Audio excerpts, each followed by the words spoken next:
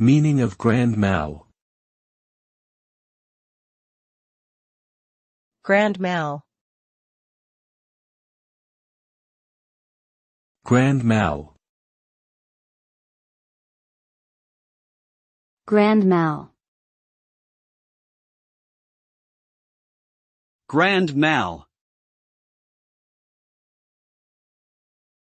Grand mal is a term used to describe a severe type of epileptic seizure that affects the entire body.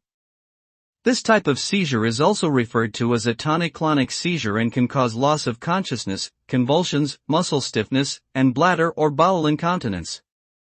The seizure typically lasts for several minutes and is followed by a period of confusion or disorientation. Grand mal seizures can be caused by a variety of factors, including genetic predisposition, head injury, brain infection, or abnormal brain development.